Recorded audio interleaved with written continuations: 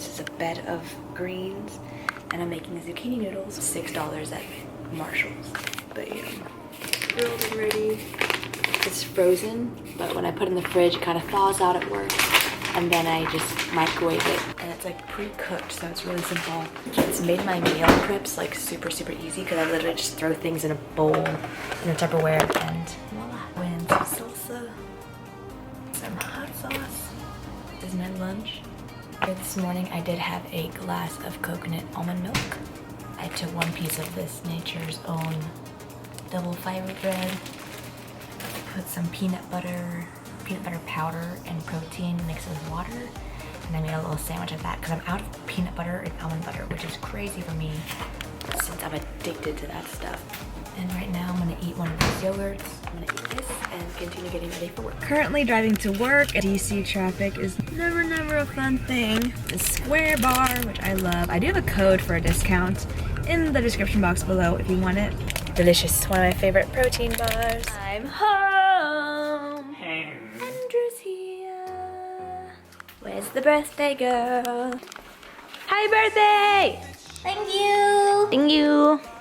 26 years old. It's not exciting anymore. Age. 20s. Now I'm considered late 20s. Slightly higher than mid. Late. Not quite late. Pot night. Boiling hot stuff. We're gonna dump a bunch of raw stuff in it. It's gonna be awesome. That's how we feuded ourselves in our last home. BBH sauce, Tom Yum. BBH and Tom Yum. This is considered exciting when you turn 26. This is a crazy birthday. This is on a Thursday.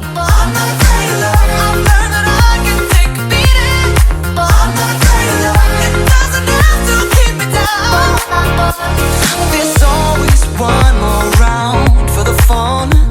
We stagger to our feet. Beautiful. Happy birthday, B. Happy birthday. Happy birthday. Beautiful. Yeah, stop. And we ate so much hot pot over there. Live Snapchat. Oh yeah. Sorry. All right, time for some cake, maybe. Thank you. Happy birthday to you.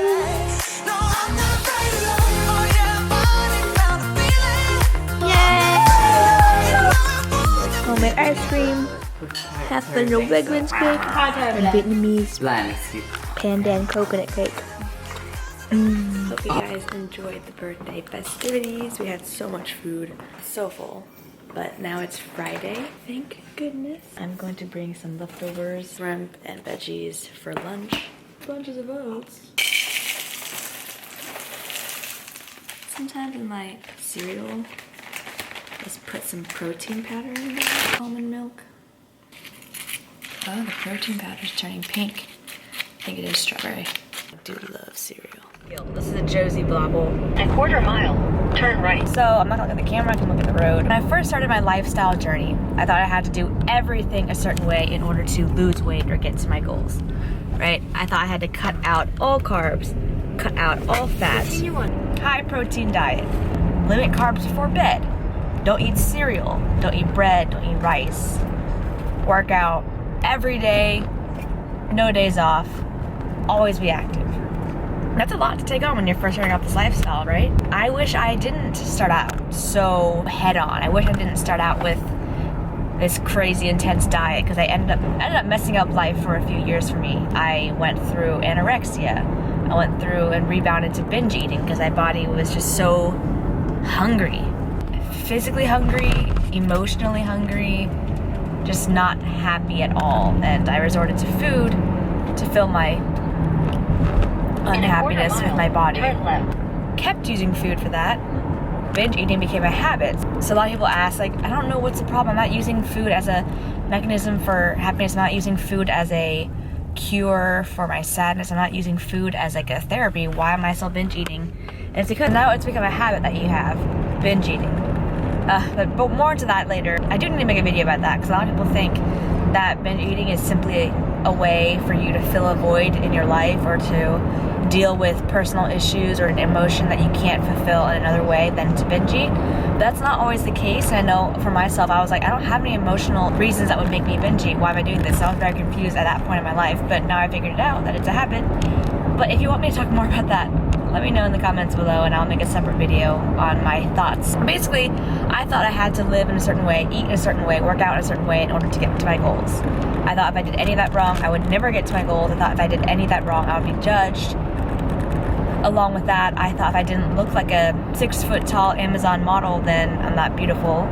If I didn't have abs, I wasn't strong enough. If I didn't have A's in every test, I wasn't smart enough. Everything in my life, not just fitness related, but like life related too. And that probably spans out to a lot of you, where if you think you didn't get a promotion, you don't think you're good enough. If you see someone's significant other buy them flowers but yours doesn't, you don't think that you have a good enough relationship, so you question it. Or things like that. And we're just basing how we feel off of comparisons. We're literally basing everything I just said off of comparisons.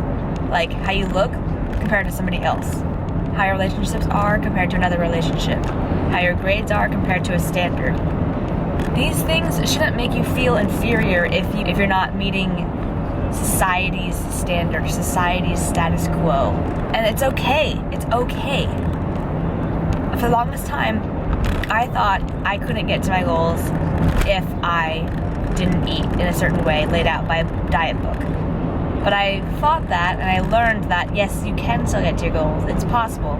You have to just expand outside the bubble of what society tells you and just learn about things. Like I learned that it's mainly science, calories in versus calories out.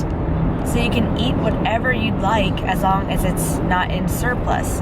If you eat a surplus of anything, that leads to weight gain. So that got me out of the bubble of thinking that only vegetables and protein would make me reach my goals.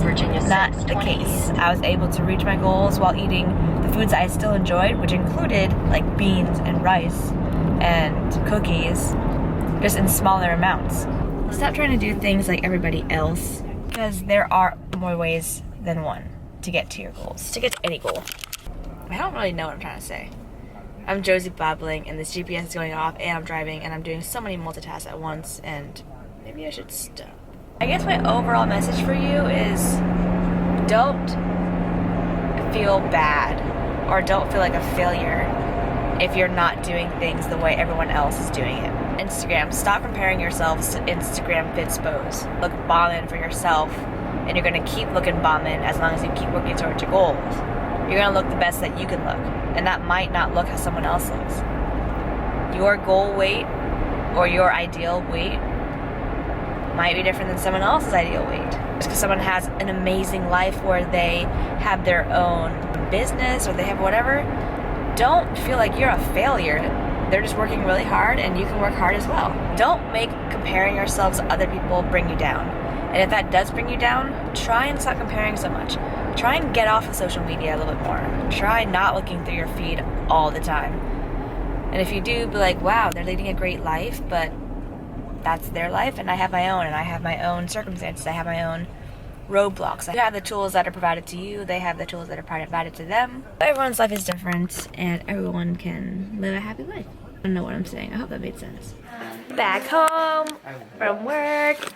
We're all here creating our passion planners. Passion.